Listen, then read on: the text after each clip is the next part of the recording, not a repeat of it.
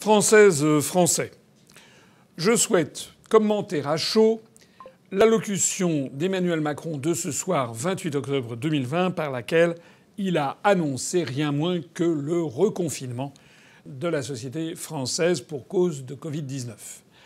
Même si l'on peut admettre qu'il s'est un peu amélioré sur la forme, le fond reste catastrophique. Son allocution est remplie de mensonges, de contre-vérités, d'injustices, de manque d'analyse concrète, de manque de comparaison. Et c'est ce que je souhaite maintenant détailler avec vous. En fait, Emmanuel Macron fait comme si toutes les solutions étaient mauvaises, sauf celles qu'il a retenues.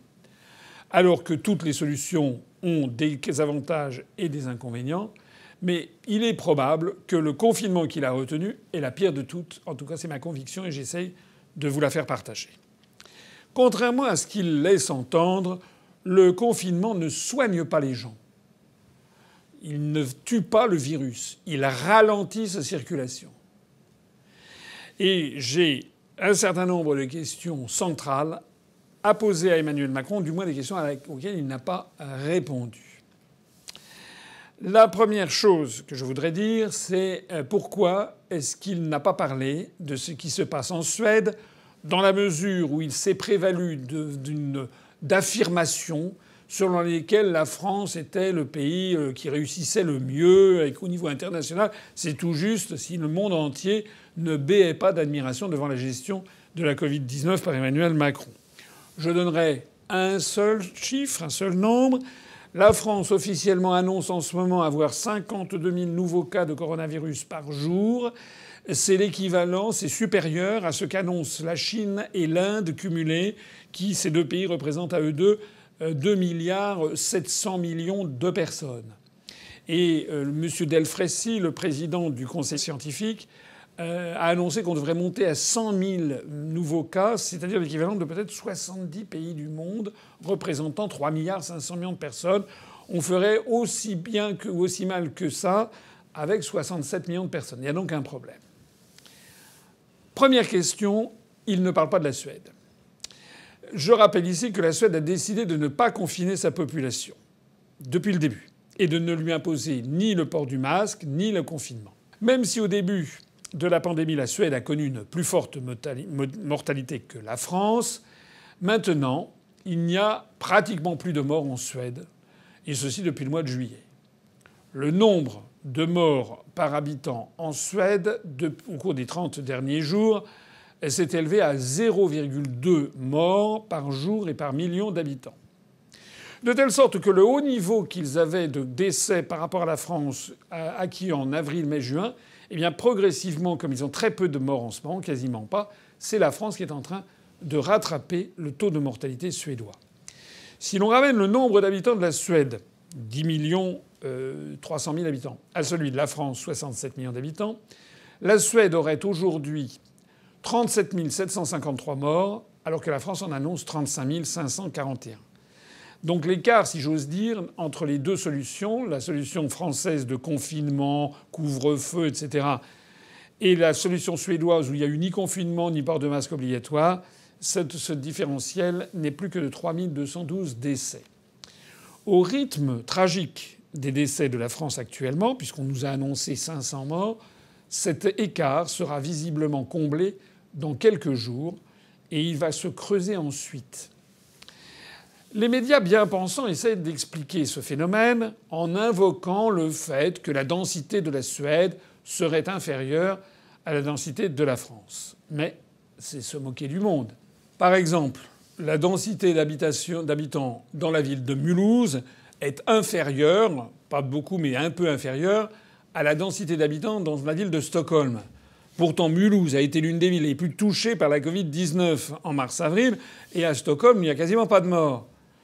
Pareil pour Toulouse, qui aura bientôt ses hôpitaux saturés et dont la densité d'habitation est 2 fois inférieure à celle d'Uppsala, qui est une autre grande ville de Suède.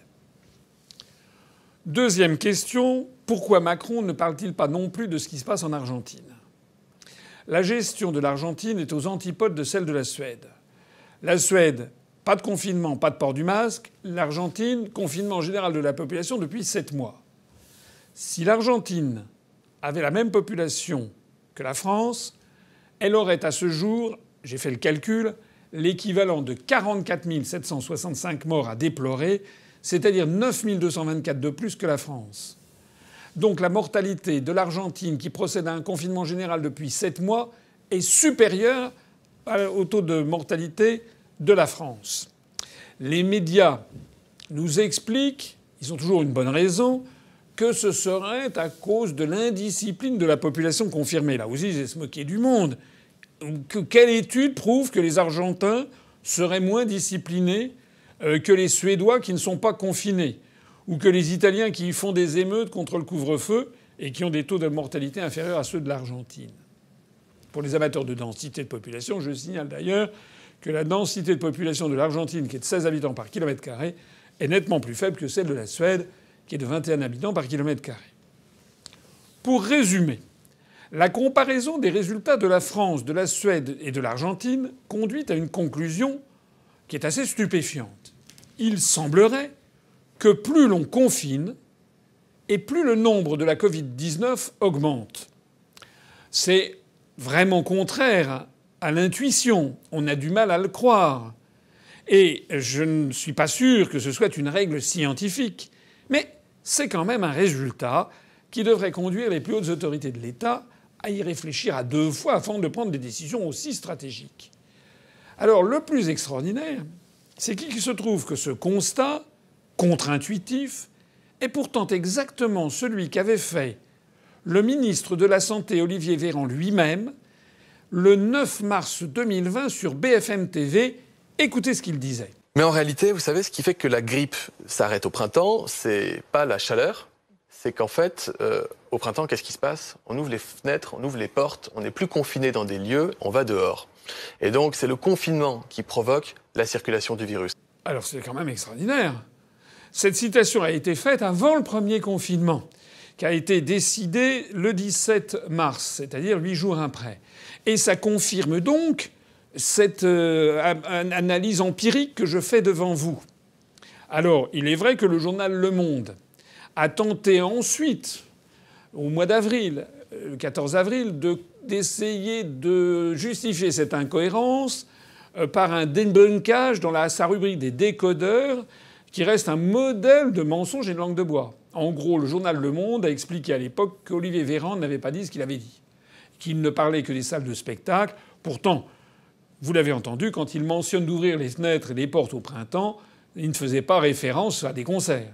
Il faisait référence au fait qu'il devait connaître, sans doute comme médecin, que le confinement semble favoriser la circulation du virus. On peut le comprendre d'ailleurs. C'est qu'il suffit qu'une personne attrape le virus quand il sort, parce que le confinement n'est jamais total, et puis après il revient dans un endroit confiné où les gens laissent tomber les barrières, et puis ça redémarre dans ce qu'on appelle un cluster. Vous avez d'ailleurs vu au passage que Emmanuel Macron, ce soir, a bien insisté sur le fait qu'il fallait être très prudent, même en famille, même avec les enfants, porter le masque, donc même chez soi. Troisième question à laquelle Macron n'a pas répondu, donc il n'a pas évoqué, il ne parle pas de ce qui se passe en Afrique. Je voudrais citer l'Algérie, qui compte 44 millions d'habitants et qui n'a enregistré que 1931 morts. Si la France avait le même taux de mortalité que l'Algérie, notre pays n'aurait à déplorer que 2 940 morts au lieu de 35 541. Donc, j'insiste, nous avons 12 fois plus de morts par habitant qu'en Algérie. Alors cette fois-ci, l'explication toute trouvée de la sphère médiatique qui défend bec et ongle les choix décidés par Emmanuel Macron, quand je dis décidés, c'est pour ne pas dire imposés à Emmanuel Macron, eh bien la bonne explication cette fois-ci, c'est qu'il paraît qu'il n'y aurait que des jeunes en Afrique, que le Covid ne tue que des personnes âgées, et donc ça serait normal qu'en fait ils aient des taux de mortalité très très inférieurs. Je ne dis pas que tout est faux dans cette affirmation. Je veux bien admettre qu'il y a en partie du vrai. Il y a en effet beaucoup plus de jeunes en Afrique ou au Maghreb qu'en France. Mais il faut quand même pas exagérer. Il n'y a pas non plus que des jeunes. Il y a aussi des personnes âgées. En Algérie, il y a 4 fois moins de personnes de plus de 65 ans en Algérie qu'en France. Bon. Mais Néanmoins, même en tenant compte de cette différence de courbe de pyramide des âges, j'ai fait le calcul, la France compte 50% de taux de mortalité supérieur à l'Algérie, notamment si on tient compte des plus de 65 ans. Alors, pourquoi cette situation? Pourquoi l'Afrique? Ça serait quand même intéressant que les pouvoirs publics s'intéressent à l'Afrique aussi, de même qu'à la Suède ou qu'à la Biélorussie. La Biélorussie qui n'a procédé à aucun confinement et qui d'ailleurs a beaucoup moins de morts. Pourquoi l'Afrique? Peut-être parce que ces pays n'ont procédé à aucun confinement, auquel cas ça viendrait confirmer le constat que je faisais sur la Suède, sur la Biélorussie et ailleurs. Ou alors, c'est aussi une autre explication. Alors je sais que je vais me faire fusiller par les tenants de la pensée unique, mais peut-être que ce taux de mortalité faible ou très faible en Afrique a peut-être aussi quelques rapports avec le fait que des millions de personnes y prennent quotidiennement des antipaludéens comme l'hydroxychloroquine, et ceci depuis des années et des années. Ceci me permet de souligner la quatrième question à laquelle Macron n'a pas répondu. Pourquoi interdit-il en France l'usage prophylactique de l'hydroxychloroquine joint à l'azithromycine et au zinc? Le président de la République est le premier à savoir que son gouvernement a interdit l'usage de l'hydroxychloroquine en France, et cela suite à l'étude entièrement falsifiée parue dans le magazine britannique The Lancet. Cette étude a ensuite été démasquée comme ayant été un faux. Elle a été retirée de la publication et, chose rarissime, le magazine The Lancet a présenté ses excuses à son public planétaire. Pourtant, malgré cette supercherie mondiale, l'interdiction du médicament qui a été prise dans les jours suivants par M. Véran est toujours en vigueur dans notre pays. On marche sur la tête. Surtout que désormais, on en sait plus sur ce médicament. Le docteur Gérard Maudru a publié le 25 octobre, donc il y a 3 jours, un article franchement très intéressant, très détaillé, technique, mais très fouillé, dans le Quotidien du médecin, qui est le journal des médecins français. Et dans son article, il y a recensé toutes les études scientifiques réalisées à travers le monde sur l'hydroxychloroquine. Il en a conclu qu'au vu des 3 études françaises et des 118 études mondiales qu'il a examinées, il est indéniable que l'hydroxychloroquine a un effet sur la Covid-19, notamment à titre prophylactique, c'est-à-dire le plus tôt possible, peut-être même avant la contamination. Plus la prescription est précoce, plus elle est efficace. Elle peut atteindre 60-70% d'effets positifs. De manière surprenante, donc, il n'y aurait qu'en France que cela ne marcherait pas. Concernant les effets positifs, les plus mesurables et indiscutables sont, toujours d'après les études recensées par le docteur Maudru et publiées dans le Quotidien du médecin, eh bien les deux critères les plus impactés seraient l'hospitalisation, la durée d'hospitalisation et les décès qui seraient réduits l'un et l'autre d'environ 50% dans toutes les méta-analyses. Monsieur Maudru, le docteur Maudru, insiste bien sur le fait que l'hydroxychloroquine n'est pas le médicament miracle. Mais il montre que de façon écrasante, il y a quelques études négatives sur lesquelles d'ailleurs les médias se précipitent pour les mettre en avant, les mettre en lumière, mais il y a énormément plus d'études faites à travers le monde qui montrent que globalement, sans être un médicament miracle, l'hydroxychloroquine semble apporter 30, 40, 50%, 60% de mieux, à condition que ce soit traité très en amont. Et donc, le problème numéro 1 de la France serait en fait, outre le refus d'administrer l'hydroxychloroquine, l'accès à l'hospitalisation, puisque on a des durées d'hospitalisation 2 fois plus longues. Ce qui m'amène à aborder une 5e question à laquelle M. Macron n'a pas répondu. Moi, je m'adresse à lui. Pourquoi, M. Macron, n'avez-vous pas mis le paquet depuis le début de cette année pour construire des hôpitaux? Qu'est-ce qui s'est passé en mai, juin, juillet, août, septembre? Qu'est-ce qui s'est passé? Pourquoi avez-vous laissé diminuer encore le nombre de lits et de postes dans certains hôpitaux? Et pourquoi avez-vous visiblement trouvé prioritaire de refaire la salle des fêtes de l'Élysée, votre bureau à l'Élysée avec des feuilles d'or et maintenant de refaire la salle du Conseil des ministres. Bien sûr, je sais que ces dépenses sont minimes à vos yeux et minimes par rapport au budget de l'État. C'est vrai. Je sais que certains vont dire c'est du populisme.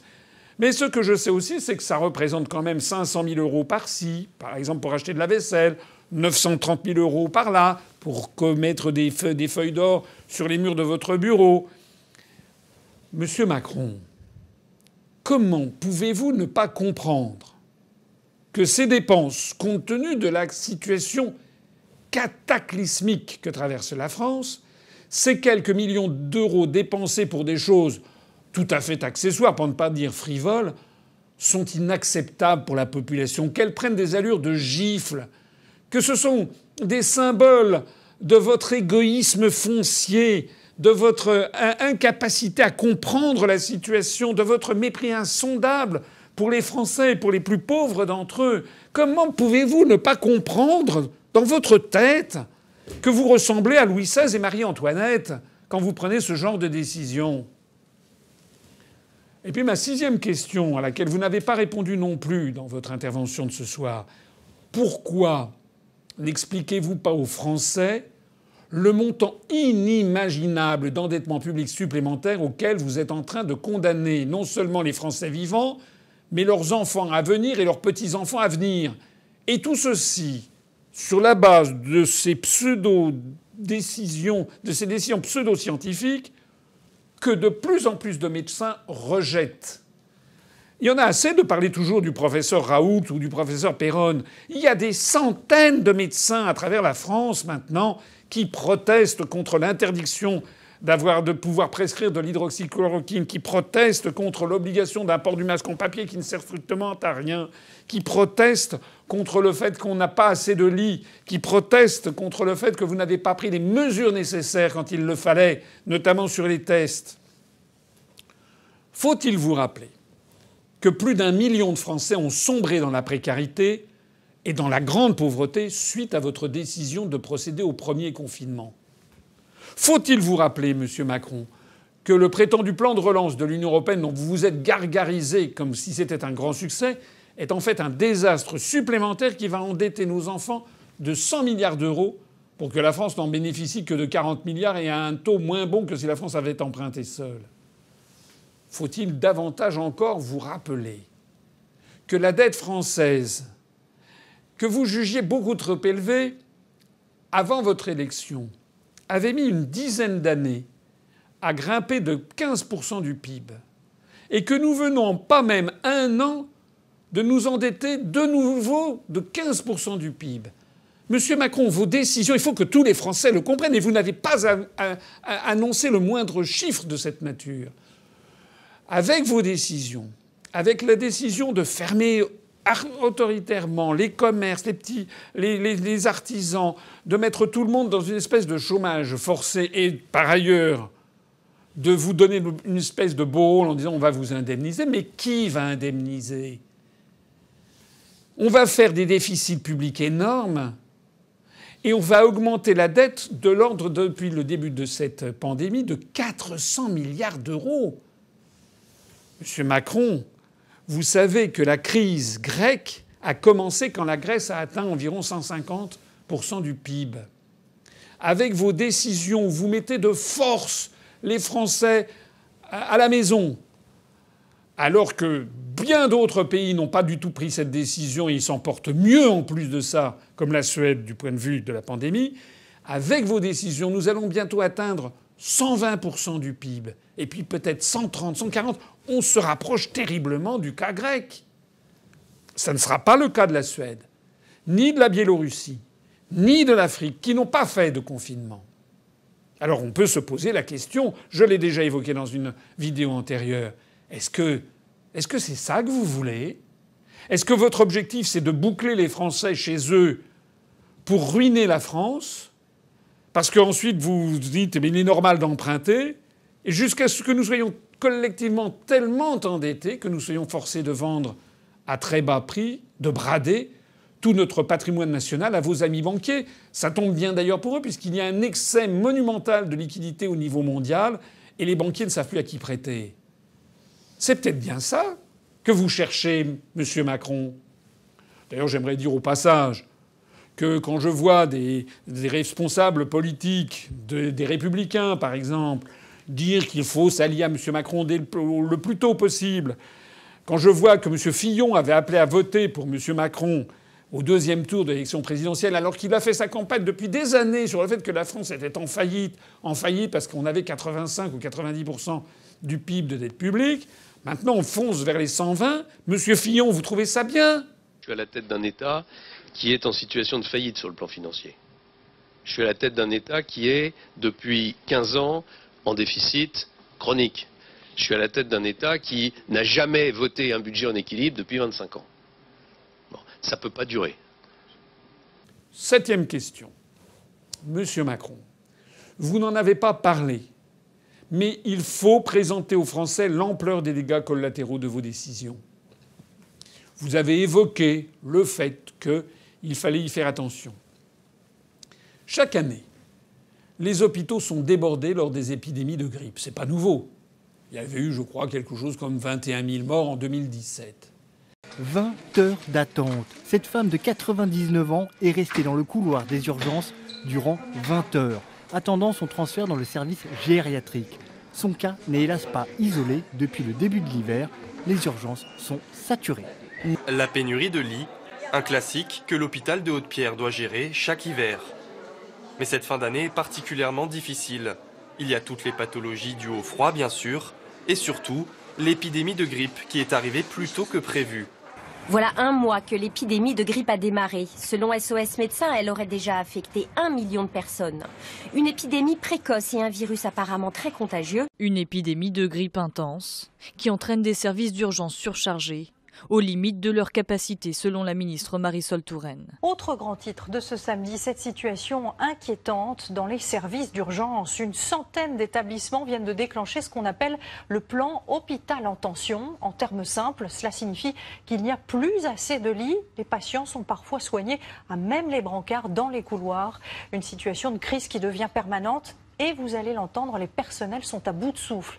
Le plan grippe a été déclenché, des lits supplémentaires ont été affectés aux urgences, mais en plein pic épidémique, l'hôpital redoute l'afflux de malades. Ces patients vont s'ajouter aux autres patients qui se présentent habituellement aux urgences et avec un encombrement des lits d'hospitalisation.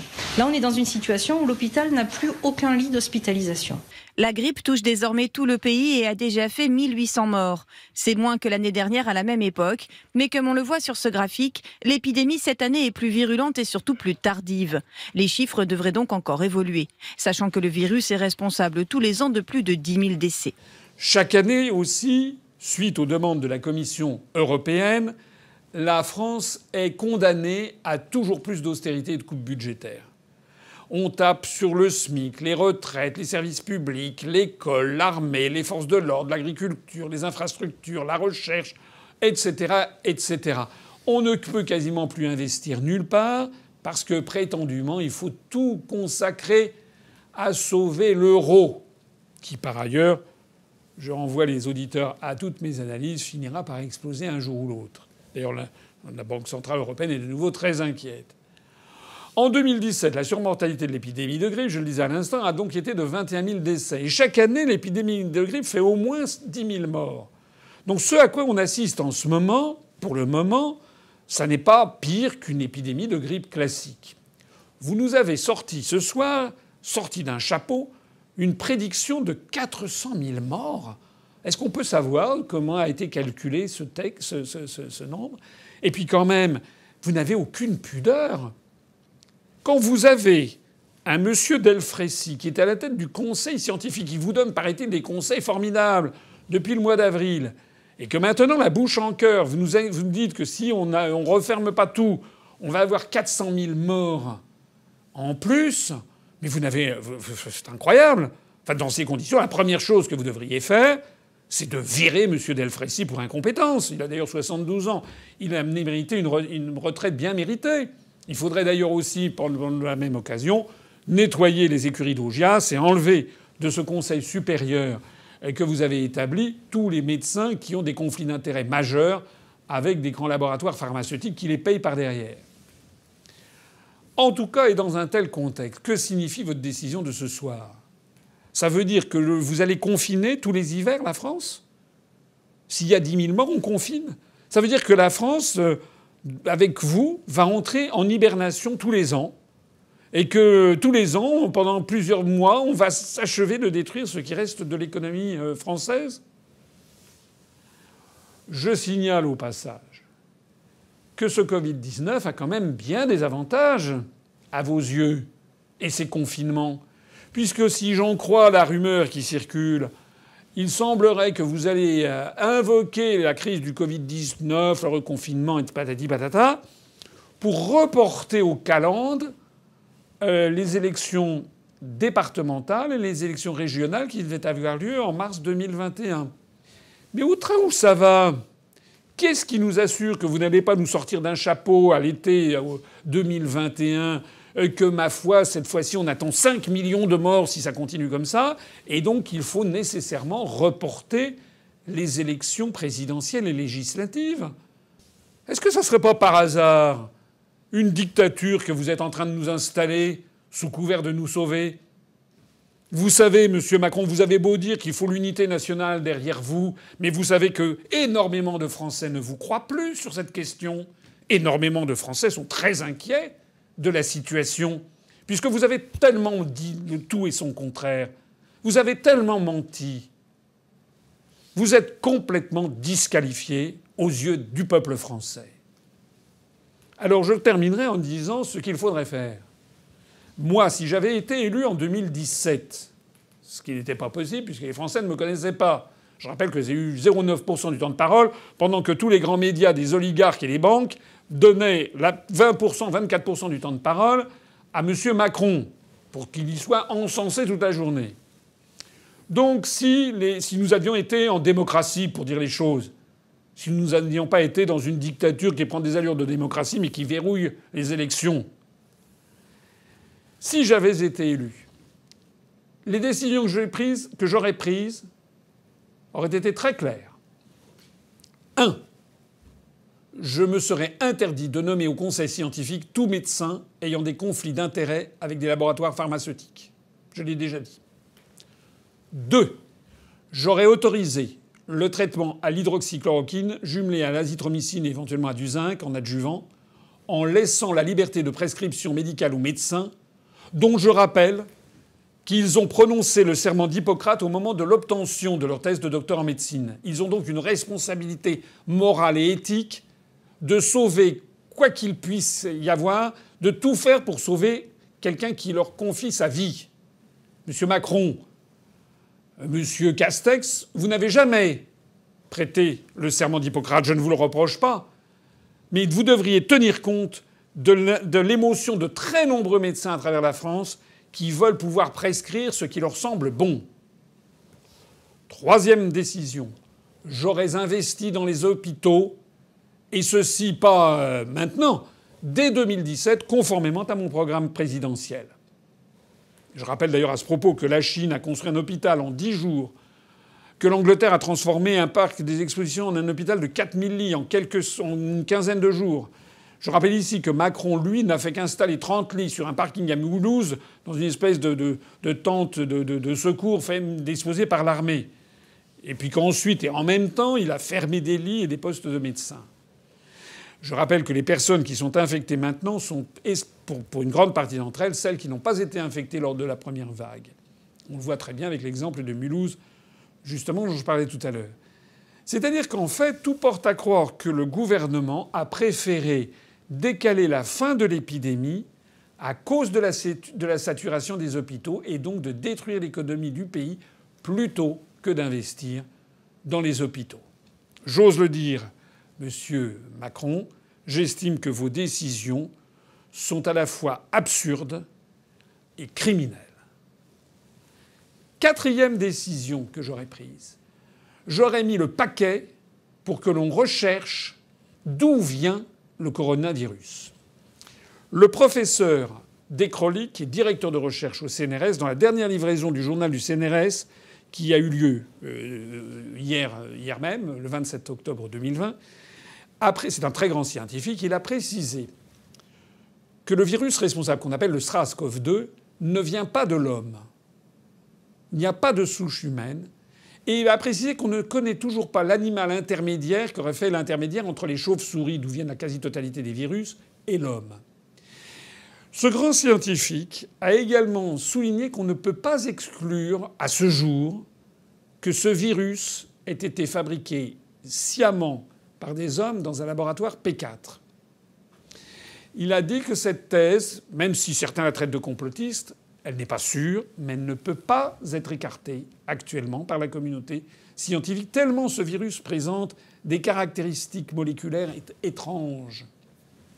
Eh bien moi, j'aurais mis le paquet donc pour trouver l'origine de ce virus, parce que, nous le dit ce professeur, il est essentiel de bien connaître comment est apparu ce virus, par quel animal il a transité pour fabriquer un vaccin efficace. Ce soir, M. Macron nous a fait miroiter un vaccin qui maintenant serait à l'été 2021. Ça fait d'ailleurs 1 an et demi déjà de pandémie et de confinement. Mais même si c'était vrai, il est loin d'être acquis. Il sera disponible à l'été 2021. Il est loin d'être établi que son efficacité sera formidable. Elle risque en fait de ne pas être supérieure à celle des vaccins antigrippaux, c'est-à-dire très faible, puisque vous savez que chaque année, le virus de la grippe fait des mutations. 5e décision que je prendrais si je devais maintenant être à la tête de la République. Je mènerais une politique déterminée pour lutter contre les effets collatéraux majeurs de vos décisions. Car contrairement au nombre effarant de 400 000 morts sortis d'un chapeau et dont on ne sait qui l'a inventé, il apparaît au contraire de plus en plus qu'il y a plus de risques à reconfiner qu'à ne rien faire. Pourquoi ? Parce que beaucoup de gens, notamment des personnes âgées, qui craignent d'aller à l'hôpital pour y attraper le coronavirus, eh bien, elles décident de s'abstenir, de surseoir à leur visite. Le résultat, c'est que des personnes âgées, mais pas que des personnes âgées, ne sont plus dépistées pour des maladies graves, des cancers, des maladies auto-immunes, des maladies cardiovasculaires et j'en passe. Elles ne sont plus suivies ou elles ne sont même plus diagnostiquées ou elles le sont beaucoup trop tard.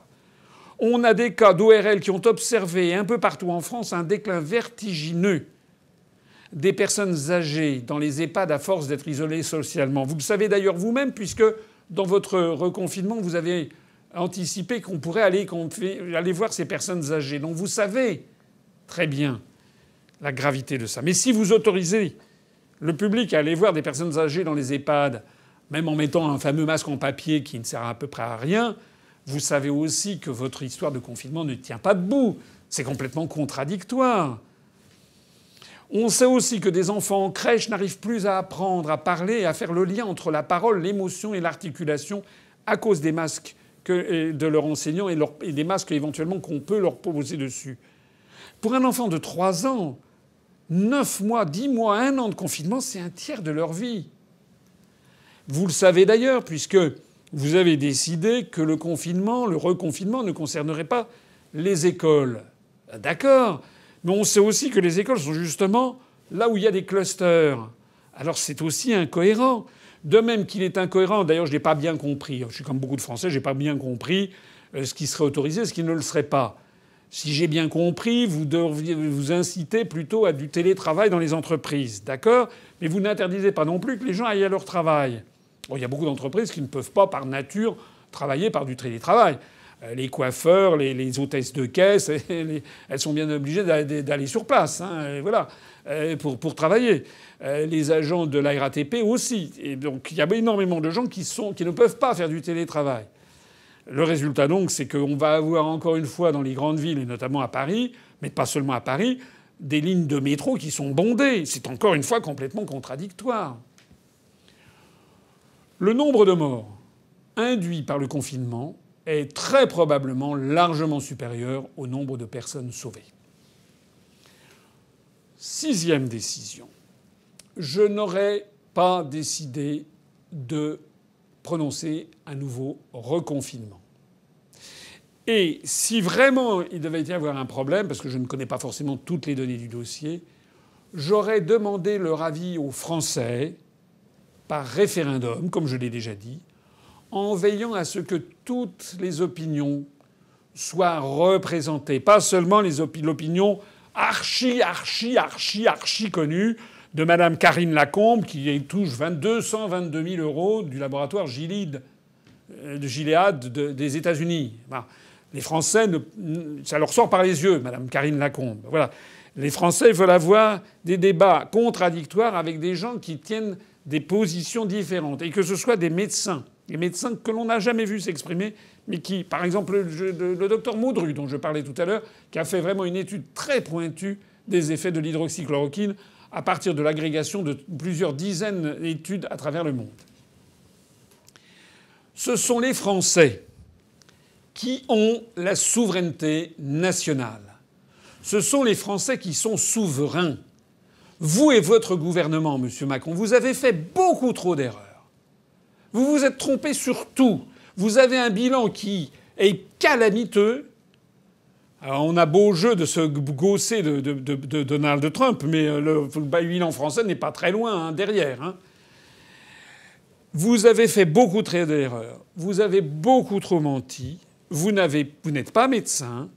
Vous n'avez donc pas de légitimité particulière pour décider tout seul du sort de la France et de ce drame national qui vous dépasse complètement.